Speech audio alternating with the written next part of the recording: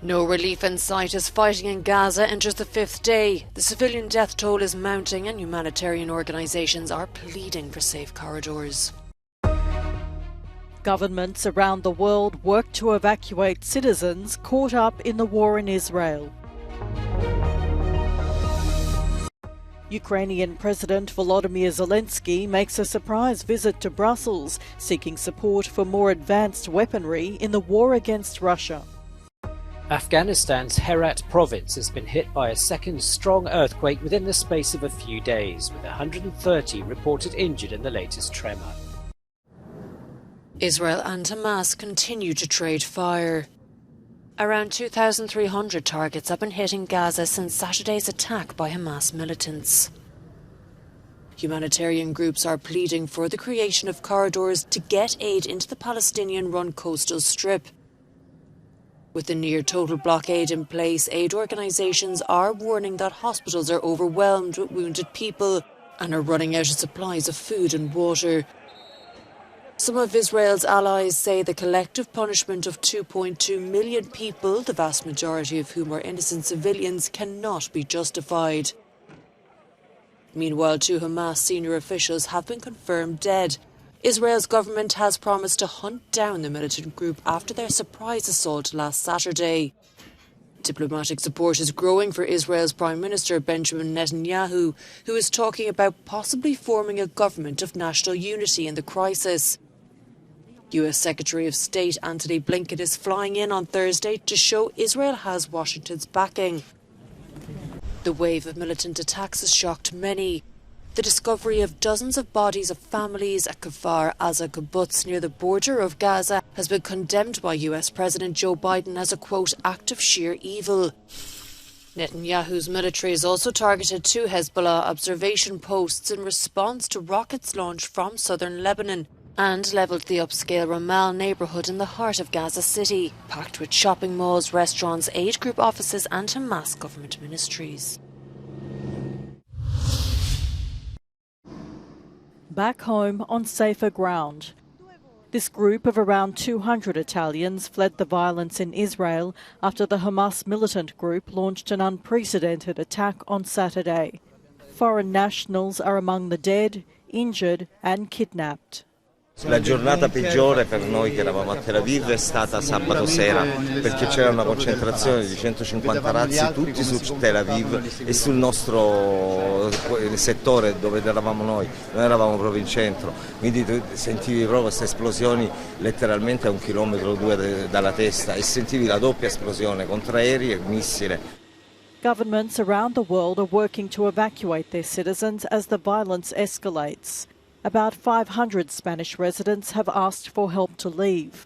A group of Valencians from southern Spain who travelled to Israel as pilgrims arrived home on Wednesday morning.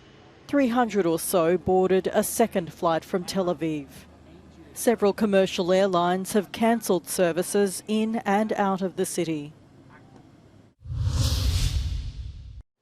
With many focused on the Israel-Hamas conflict, the Ukrainian president made an unannounced visit to NATO headquarters in Brussels, reminding the world that Kyiv is still at war with Russia. Zelensky wants allies to supply more advanced weaponry, including anti-missile systems to protect infrastructure from Russian military strikes during the winter months. We have very concrete things, and we need them in very concrete, very concrete geographic points. It's important that long-distance missiles or long-distance weapon, doesn't matter how you call. The problem, how to get it. Yes, because you need this, especially for the one reason, to push Russia out of our land. Zelensky says the surprise attack in Israel on Saturday is comparable to the first days of the Russian invasion of Ukraine, and he urged world leaders to unite with Israel. The president says he'll reiterate Ukraine's request for F-16 fighter jets during a meeting with NATO defence ministers. 3 European countries have promised to deliver 60 warplanes. Russia was defeated in its bid to regain a seat in the UN's premier human rights body by a significant majority in an election in the General Assembly, which voted last year to suspend Moscow after its invasion of Ukraine. Russia was competing against Albania and Bulgaria for 2 seats on the Geneva-based Human Rights Council, representing the East European regional group. In the secret ballot, Bulgaria got 160 votes, Albania received 123, and Russia just 83 votes. Herat province in western Afghanistan has been hit by a second earthquake a few days after hundreds of people died in another tremor. Both quakes measured 6.3 on the Richter scale. Initial estimates suggest 130 people were injured and 1 killed in the latest event. The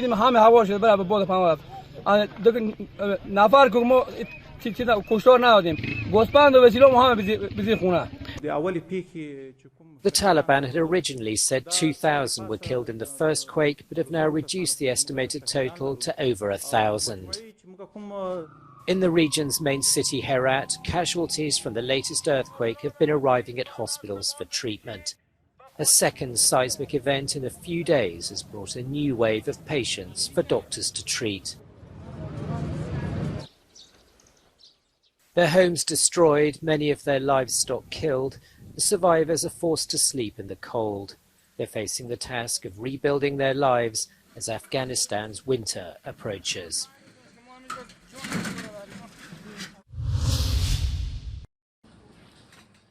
The latest forecast from Germany's government predicts the economic powerhouse economy will shrink by 0.4% this year. Back in April, officials were predicting growth of 0.4% in gross domestic product.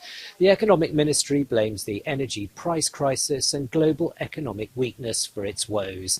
Its estimate follows predictions from the International Monetary Fund and a group of German think tanks that the economy would shrink by 0.5% and 0.6% respectively. After receiving a presidential mandate to form a coalition government, the leader of Slovakia's populist Smer party, Robert Fico, has struck a deal with the left-wing Voice party and a nationalist pro-Russia bloc.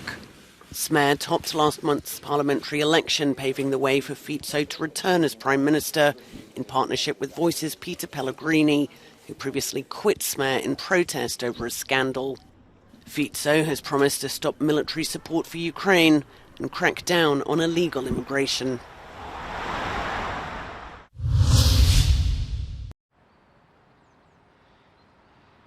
Poland is heading to the polls on Sunday for an election that could determine if the country's ruling Law and Justice Party will get an unprecedented third term or hand over power to the country's opposition.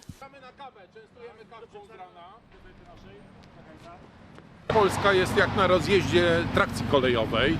Albo pojedziemy w jedną stronę, w stronę wspólnej Europy, albo staniemy się krajem izolowanym. To jest kluczowe, co się wydarzy w tych wyborach. Taki jest nasz cel na ostatnie kilka dni kampanii wyborczej, byśmy 15 października mogli powiedzieć, że Polska wraca do Europy. To przywrócenie rządów prawa wewnątrz Polski, to poprawa jakości usług publicznych, które są na fatalnie niskim poziomie, jeżeli chodzi o edukację, jeżeli chodzi o ochronę zdrowia, to ochrona dla polskich przedsiębiorców. Early polling suggests that neither the Law and Justice Party nor the Civic Platform Party have enough support to gain an outright majority to govern on their own, meaning Poland's smaller parties could be the ones to tip the balance. Najpierw siadamy oczywiście do stołu z Koalicją Obywatelską i z Trzecią Drogą i ustalamy plan działań na początek. Ona na pewno obejmie odzyskanie praworządności. Będziemy na pewno strażnikami praw kobiet, rozdziału państwa od kościoła. To są kluczowe sprawy, które wyprowadzały setki tysięcy ludzi na ulicach i które dotyczą bezpośrednio bezpieczeństwa, zdrowia i wolności ludzi w Polsce, więc my jesteśmy gwarantem tego, że to nie zostanie odłożone na bok, że to się w koalicyjnym rządzie wydarzy. Poland could also turn towards the extreme right, with a possible alliance between the current ruling party and the ultra-nationalist Confederation Party. But differences over the country's finances could stand in their way. My jesteśmy za wolnością gospodarczą, za prostymi, niskimi podatkami, za ograniczeniem regulacji, gospodarowania swoimi własnymi pieniędzmi, a nie zabieraniem ich do budżetu.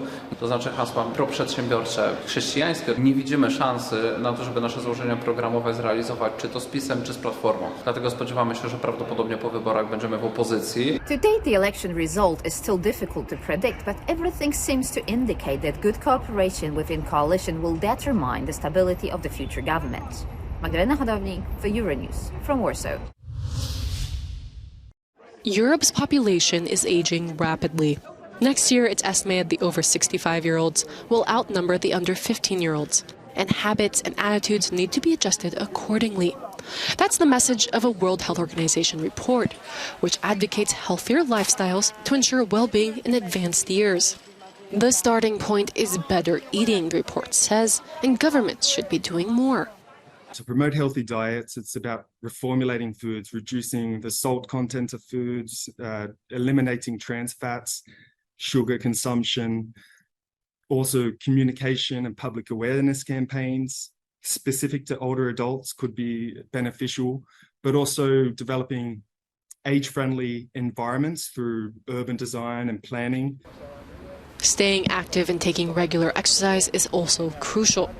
The WHO says it's not just individuals who benefit from keeping fit. We published a report in collaboration with the OECD earlier this year on the cost of physical inactivity on health systems in the European Union. And we estimated that 8 billion euros per year could be saved if more people were physically active, meeting the WHO recommended levels of physical activity. The report urges governments to adapt policies to enable older people to be more independent while maintaining social connections and contributing to society, all of which bring their own health benefits.